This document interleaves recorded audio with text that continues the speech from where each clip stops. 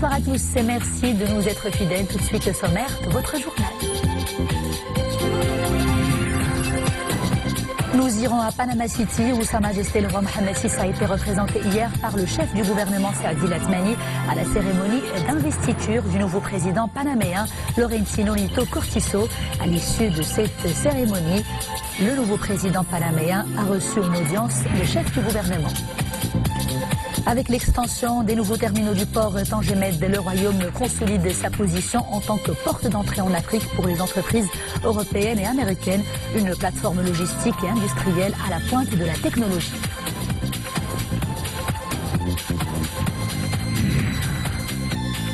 La saison estivale rythme avec le retour à la mère patrie des Marocains du monde. L'opération Marhaba se poursuit jusqu'au 15 septembre pour leur faciliter les procédures administratives et leur accorder l'aide nécessaire. Nous suivrons un reportage à Oujda dans cette édition. Panama City, première escale de cette édition, la capitale panaméenne où Sa Majesté le roi Mohammed VI a été représenté hier par le chef du gouvernement Saad Latmani à la cérémonie d'investiture du nouveau président panaméen Laurentino Nito Cortizo. À l'issue de cette cérémonie, le nouveau président panaméen a reçu le chef du gouvernement en audience. C'est une correspondance de nos envoyés spéciaux Martar Niabi et Samer Barka sur un commentaire d'Iman Ablou. À Panama City, le chef du gouvernement représente Sa Majesté le roi Mohammed VI à la cérémonie d'investiture du nouveau président du Panama. La participation du royaume à cette cérémonie témoigne de la ferme volonté de Rabat de conférer un nouvel élan aux relations bilatérales en vue d'englober de nouvelles dimensions. Je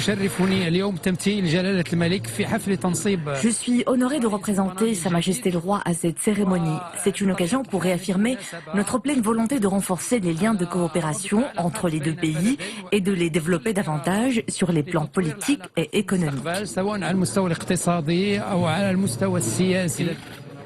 À l'agenda de ce déplacement, des entretiens avec de hauts responsables panaméens.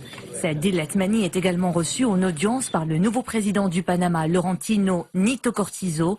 L'échange s'est fait autour de la nécessité de consolider la coopération pour aller vers un partenariat stratégique. Le chef du gouvernement a tout aussi évoqué la question de l'intégrité territoriale du royaume, mettant à cet égard l'accent sur l'importance de favoriser le dialogue politique avec le Panama pour défendre et préserver les intérêts du Maroc. Intéressons-nous à présent au port Tanger-Med, d'une plateforme logistique et industrielle, la première du genre à l'échelle africaine, la première également en termes de capacité au niveau de la Méditerranée. Un port sophistiqué et doté des technologies les plus avancées. L'enjeu est d'offrir des solutions efficaces aux centaines d'investisseurs séduits par sa position géographique stratégique. Le reportage est signé Abdelal Shkri et Amil Sharqawi sur un commentaire d'Iman Ablou.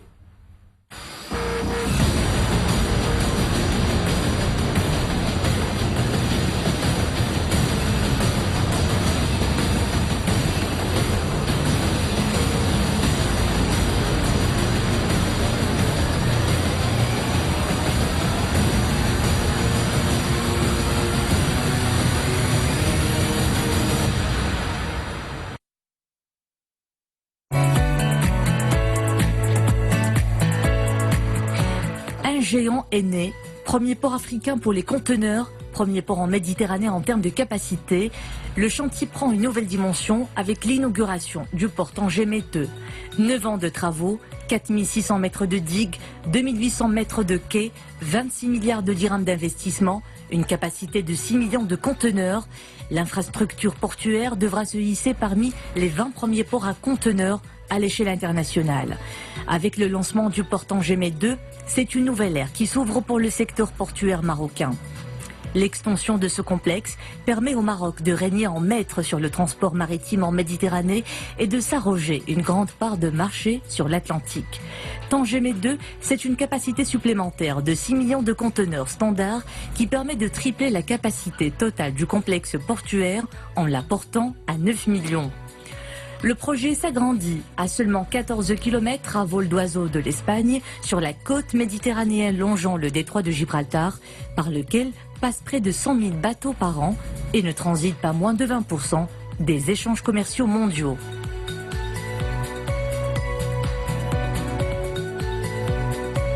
Pour pour ce terminal, il fait partie des terminaux les plus stratégiques et les plus importants du groupe Maersk, pour différentes raisons. Principalement la position géographique du terminal, qui est sur le détroit de Gibraltar. Deuxièmement, c'est l'investissement dans ce terminal qui dépasse les 800 millions de dollars. Troisièmement, on parle d'une capacité annuelle de plus de 5 millions de conteneurs équivalent 20 pieds. La nouvelle zone dédiée à l'export, Export Access, de 19 hectares, a été mise en place pour le traitement des flux export avec une capacité de traitement de 2100 unités par jour et un temps de transit moyen de 2 heures. 139 milliards de dirhams de produits ont été exportés par le port Tanger-Med en 2018, soit plus de 50% de l'ensemble des exportations marocaines. L'Afrique est le premier marché du port, talonné par l'Europe, l'Asie et l'Amérique. Le parc industriel adossé au complexe portuaire en zone franche compte 900 entreprises, surtout automobiles, mais aussi textiles, électroniques, aéronautiques, logistiques, agroalimentaires et 70 000 employés pour un chiffre d'affaires de 5,5 milliards d'euros en 2017. De nouveaux emplois seront graduellement créés sur Tanger-Med 2, en plus des 6 000 emplois existants, ainsi que sur le parc industriel. Ici, la technologie dernier cri est conjuguée à des compétences marocaines hautement qualifiées.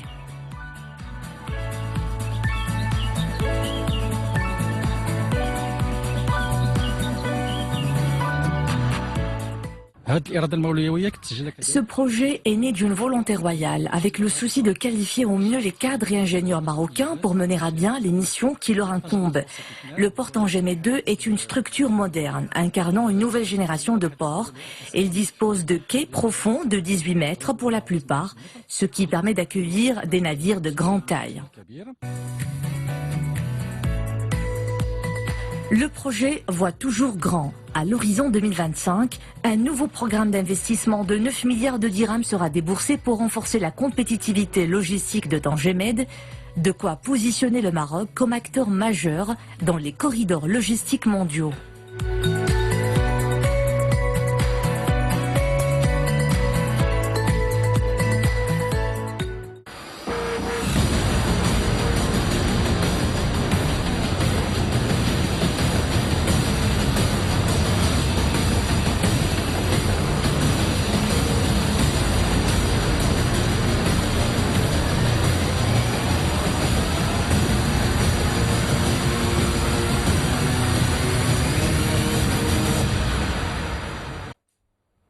Et justement, avec des infrastructures portuaires comme Tanger-Med, à côté des avantages fiscaux et d'un climat des affaires très satisfaisant, le Royaume consolide sa place de leader en Méditerranée.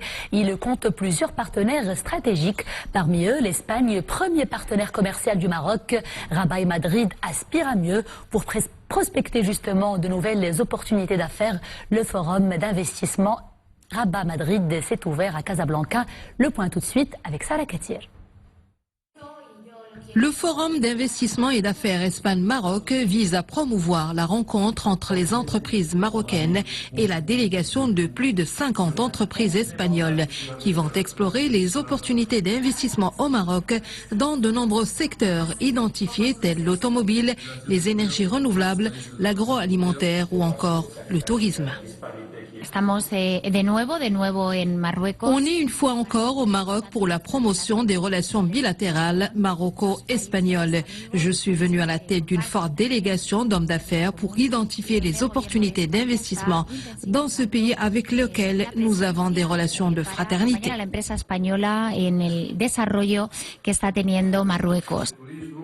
Troisième investisseur étranger au Maroc derrière la France et les Émirats arabes unis, l'Espagne est aussi le premier client et fournisseur du Royaume.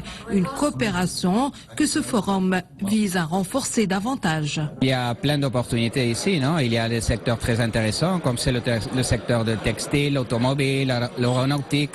Alors pour nous les Espagnols, c'est important de pouvoir comme je vous ai dit, participer dans la chaîne de valeur, non, de tout ce type de secteurs qui sont ici en train de se développer. Au lieu d'être simples partenaires commerciaux, nous devons aujourd'hui développer des économies complémentaires.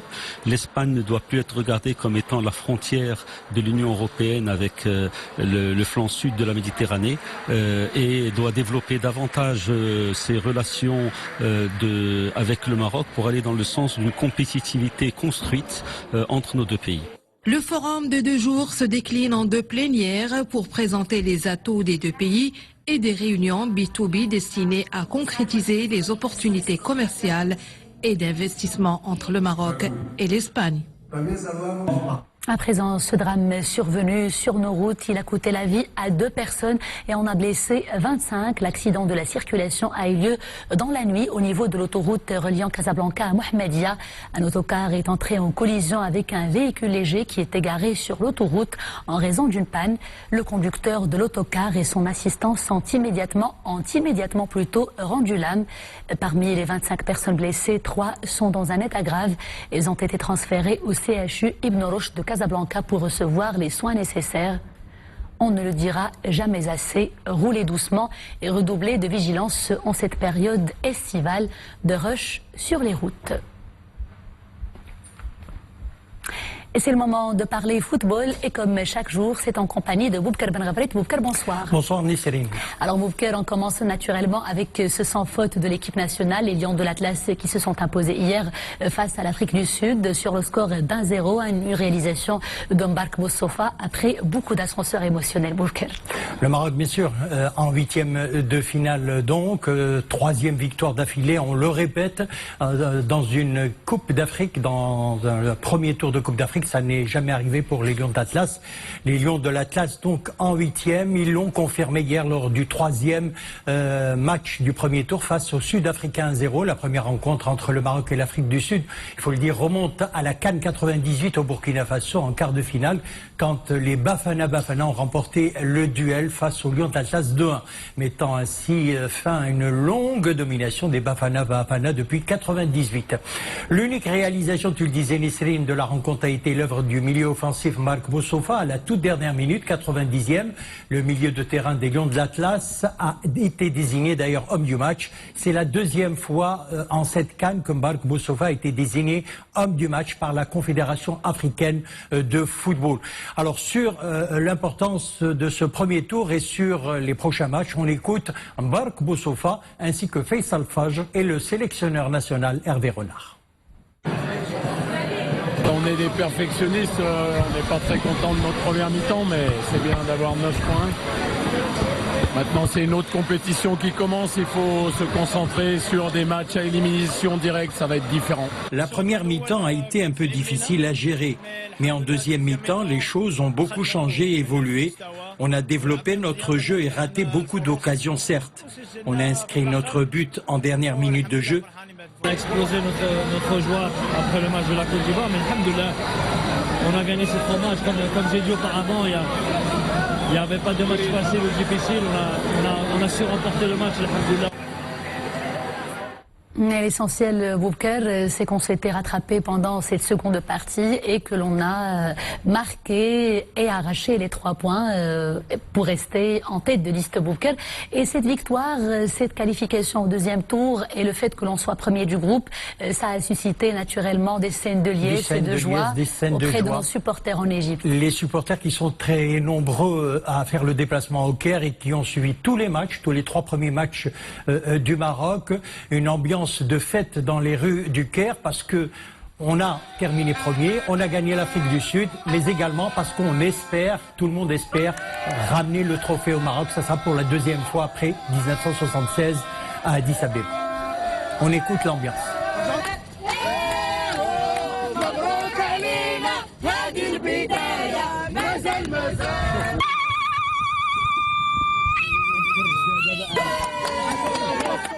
Une ambiance de fête, Boubker, il faut dire qu'il y a de quoi, car on s'en souvient tous, lors du tirage au sort, nous avons tous tremblé, on s'était dit que peut-être c'est le groupe de la mort, c'est un peu difficile, ça va pas être, ça va pas être une mince affaire, mais finalement, qui l'aurait cru, comme quoi il suffisait seulement d'y croire. D'y croire et de le vouloir aussi, voilà.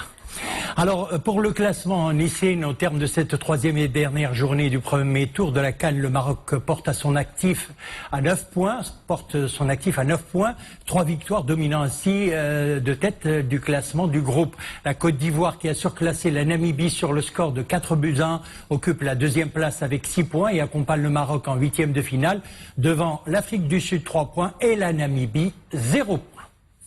Et le point tout de suite, Boubacar, avec vous, toujours sur les matchs qui ont été ou qui seront joués tout à l'heure. C'est dans le cadre du groupe F et également dans le cadre du groupe E, n'est-ce pas, Boubacar? Le groupe F, tout d'abord, qui nous intéresse parce que le Maroc jouera face au troisième du groupe F. Eh bien, le troisième du groupe F, les matchs viennent de se terminer, c'est le Bénin.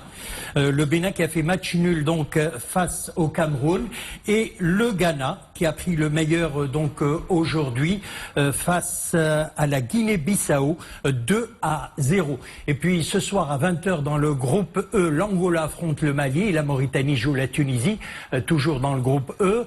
Et puis au sujet du match Mali face à l'Angola, on écoute le joueur malien Falaye Sakou. Il nous reste un match très important, que ce soit pour la qualification ou pour la confiance du groupe, parce que bien sûr on a envie de continuer. Je pense qu'on a fait 2 bons matchs. Le deuxième était un bon match aussi parce qu'on a vu moins de buts, mais on a su rester solide. On a vu un groupe soudé et ça c'est important. Maintenant il nous reste un match de poule contre l'Angola. Ça va être un match décisif, un match très important pour nous, mais très important pour eux aussi. Donc la pression elle est plus sur eux que pour nous. Et le point sur les matchs d'hier, 2 belles affiches, Sénégal-Kenya et puis Algérie-Tanzanie. Les Sénégalais et les Algériens qui se sont amusés, Boubacar, face à leurs adversaires. Effectivement, hier dans le groupe C, le Sénégal a écrasé le Kenya 3-0. Je vous propose d'ailleurs d'écouter la réaction des joueurs sénégalais, Idrissa Gueye, Ismaïl Yassar et surtout Sadio Mané. On l'écoute. C'est tout à fait normal parce qu'on avait en face de nous une équipe qui court beaucoup. Une équipe qui a su gérer toutes les lignes, une équipe qui était vraiment compacte et je pense que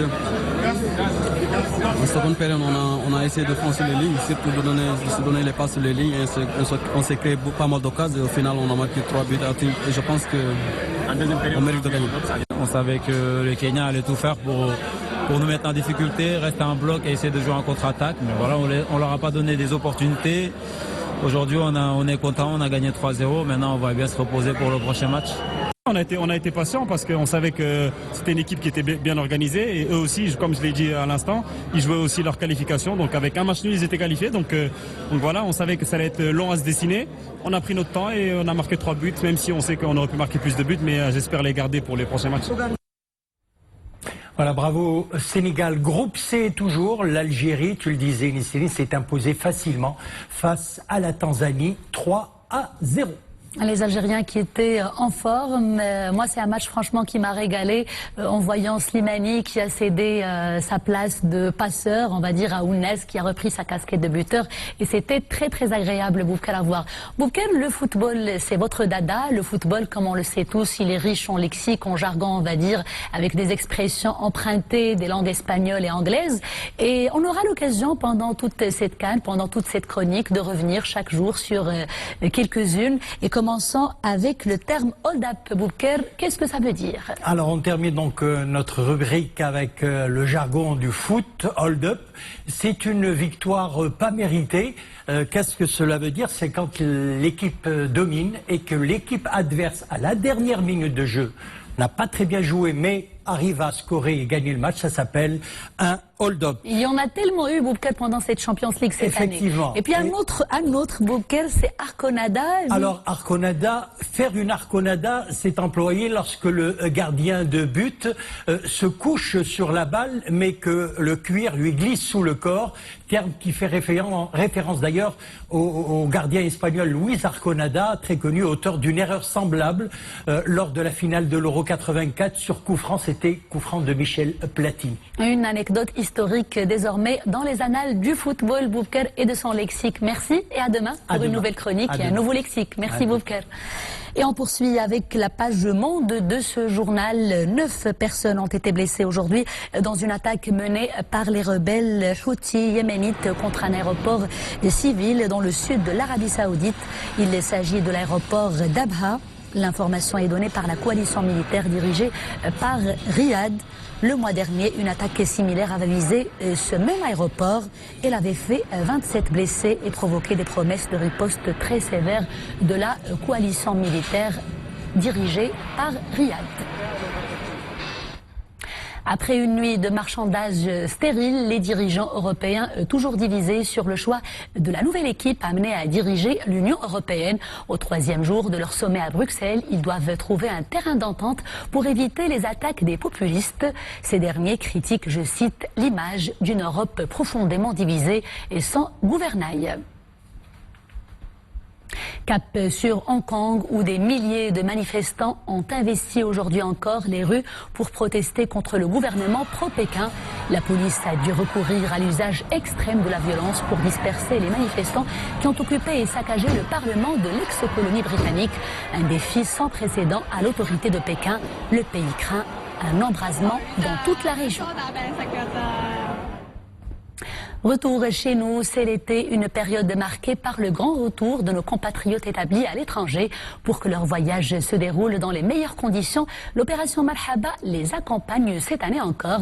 Cette grande opération humanitaire chapeautée par la fondation Mohamed V pour la solidarité et ses différents partenaires se poursuit jusqu'au 15 septembre dans toutes les plateformes portuaires et aéroportuaires du royaume. Exemple à Oujda dans ce reportage signé Rachid Latabi sur un récit de Moulia Marouche. Ils pressent le pas, impatients de retrouver les leurs et de retourner au bercail. Visiblement, le voyage de ces Marocains résidant à l'étranger s'est bien déroulé. Le dispositif humain et matériel mobilisé par la Fondation Mohamed V pour la solidarité y est pour beaucoup. Les procédures sont de moins en moins contraignantes. Je suis venue de Bruxelles, nous sommes très heureux de retrouver les nôtres. Nous avons reçu un accueil chaleureux et les assistantes sociales nous orientent et nous facilitent le transit. Tout se passe bien, le service est excellent et s'améliore d'année en année. Nous n'avons pas eu à subir une longue file d'attente. Magnifique, c'est très bien. C'était très aimable et tout. Tout va bien. Pour réussir cette opération, la Fondation Mohamed V pour la solidarité a mis en place un dispositif humain important. 1000 personnes, dont 400 assistantes, médecins, cadres paramédicaux et volontaires s'activent. Comme il est de coutume par rapport aux années précédentes, tous les services sont conscients de la responsabilité qui est la leur pour que cette opération puisse se passer dans d'excellentes conditions, sous la coordination et sous la supervision de la Fondation Mohamed V pour la solidarité. L'opération Marhaba 2019 se poursuivra jusqu'au 15 septembre prochain et les arrivées atteindront leur pic, en particulier en période de Eid al-Adha. D'ici là, près de 3 millions de Marocains résidant à l'étranger sont attendus. L'éclipse solaire, un phénomène naturel qui suscite l'engouement scientifique et populaire. Ce soir, la Lune occultera entièrement le Soleil. Et si les curieux et les passionnés d'astronomie, comme vous le voyez sur ces images, essaient déjà de repérer l'endroit idéal pour observer ce spectacle époustouflant venu du ciel, eh bien tout le monde n'y aura pas droit. L'éclipse sera visible uniquement en Amérique du Sud. Les Argentins et les Chiliens sont les plus chanceux. L'éclipse y sera totale.